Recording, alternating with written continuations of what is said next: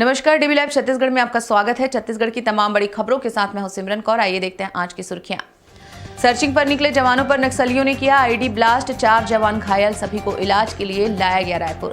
पूर्व मंत्री बृजमोहन का आरोप, गरीबों के सिर से छत छीन रही है सरकार। जगदलपुर में भाजपा नेताओं की गिरफ्तारी का किया विरोध। राजधानी में पुलिस पब्लिक के बीच हुई भिड़ंत, पुलिस के जवानों ने बलवा नियंत्रण के लिए किया मॉक ड्रिल। अब खबरें विस्तार से। बीजापुर में सर्चिंग पार्टी के जवानों पर घात लगाकर बैठे नक्सलियों ने आईडी ब्लास्ट कर दिया। ब्लास्ट में सीआरपीएफ के 4 जवान घायल हुए, जिन्हें प्राथमिक उपचार के बाद रायपुर लाया गया। यह पूरा घटनाक्रम बीजापुर के भोपालपट्टनम सड़क मार्ग का बताया जा रहा है। यहां कैंप से रोज की तरह कल भी सीआरपीएफ के जवानों की टुकड़ी सर्चिंग पर निकली। तभी जवानों पर हमले की मंशा से नक्सलियों ने पहले ही इस रूट पर भोपालपट्टनम सड़क मार्ग पर चिन्ना कोड़ेपाल टी पॉइंट के पास आईईडी लगा दिया था। सर्चिंग पार्टी के वहां पहुंचते ही आईईडी ब्लास्ट हो गया। बीजापुर के एडिशनल एसपी पंकज शुक्ला ने इस घटना में ब्लास्ट की चपेट में आकर 4 जवानों के घायल होने की जानकारी दी है। घटना के तुरंत बाद घायल जवानों को जिला अस्पताल में भर्ती कराया गया। बाद में इन सभी को राजधानी रायपुर लाकर एक निजी अस्पताल में भर्ती कराया गया।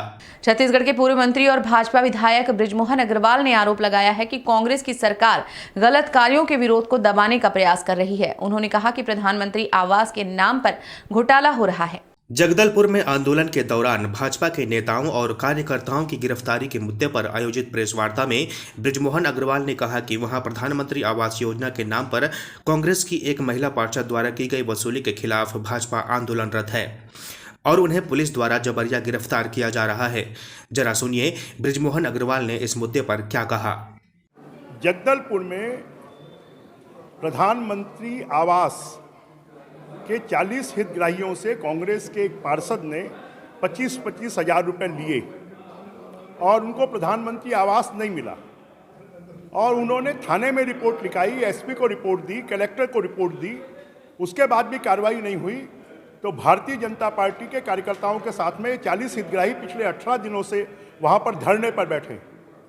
मुख्यमंत्री जी 25-26 जनवरी को वहाँ पर गए। उन्होंने कहा कि जो भी दोषी होंगे उनके खिलाफ कार्रवाई होगी, परंतु उसके 15 दिन बाद आज भी कार्रवाई नहीं हुई।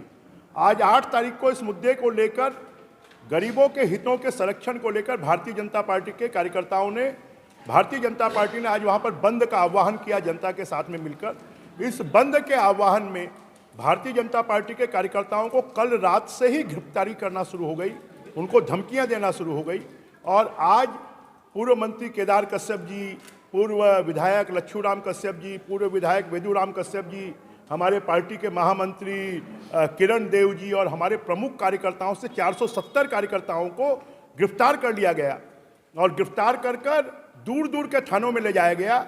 ये सरकार का अन्याय है, अत्याचार है कि विपक्ष का जो अधिकार है गलत कामों का विरोध करना, लोगों के शोषण का विरोध करना, उसको दबाने का काम ये सरकार कर रही है और उसके विरोध में आज यहाँ पर हमने प्रेस कॉन्फ्रेंस ली है और वहाँ पर बंद का आह्वान किया। रक्षित केंद्र के परेड ग्राउंड में रायपुर पुलिस और जिला प्रशासन के द्वारा कानून व्यवस्था की स्थिति से निपटने के लिए मॉक ड्रिल कराया गया। इसे पुलिस की शब्दावली में बलवा ड्रिल भी कहा जाता है।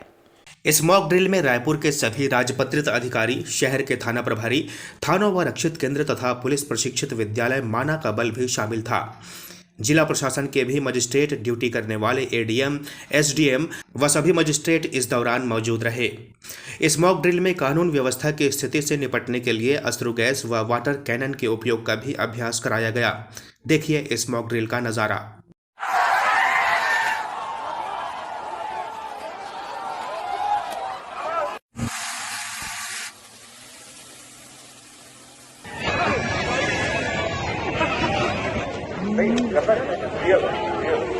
भारतीय जनता पार्टी द्वारा एकात्म परिसर में पदाधिकारियों और कार्यकर्ताओं की बैठक रखी गई थी। भाजपा जिला अध्यक्ष श्रीचंद सुंदरानी ने आरोप लगाया कि राज्य की कांग्रेस सरकार पुलिस को आगे करके बर्बरता पूर्वक दमनकारी कार्य कर रही है।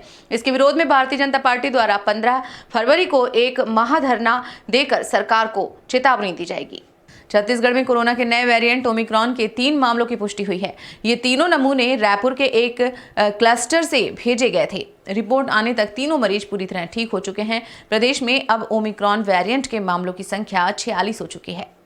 छत्तीसगढ़ के जांजगीर चांपा जिले में बीती रात हुए अलग अलग सड़क हादसे में 3 युवकों की मौत हो गई। चांपा क्षेत्र में ट्रैक्टर व बाइक की टक्कर में एक युवक की मौके पर ही मौत हो गई। वहीं शिवरी नारायण क्षेत्र में ट्रक ने बाइक सवार 2 युवकों को कुचल दिया। नगरदा का सुंदरेली निवासी रोशन कंवर अपने दोस्त के साथ बाइक में कहीं जाने के लिए निकला था। ग्राम पोड़ी व सुंदरेली के बीच एक ट्रैक्टर ने सामने से बाइक को टक्कर मार दी। ट्रैक्टर से कुचलकर रोशन की मौत हो गई, जबकि दूसरे युवक की हालत गंभीर है। इस घटना के बाद गुस्साए लोगों ने ट्रैक्टर में आग लगा दी और शव को सड़क पर रखकर जाम लगा दिया। इसी तरह शिवरी नारायण क्षेत्र के देवरी मोड़ पर देर रात एक ट्रक ने बाइक सवार 2 दोस्तों को कुचल दिया, जबकि तीसरा युवक दूर गिरने के कारण बच गया। इस हादसे के बाद ट्रक चालक भाग निकला। इस बुलेटिन में फिलहाल इतना ही। बने रहिए डीवी लाइव छत्तीसगढ़ के साथ। नमस्कार।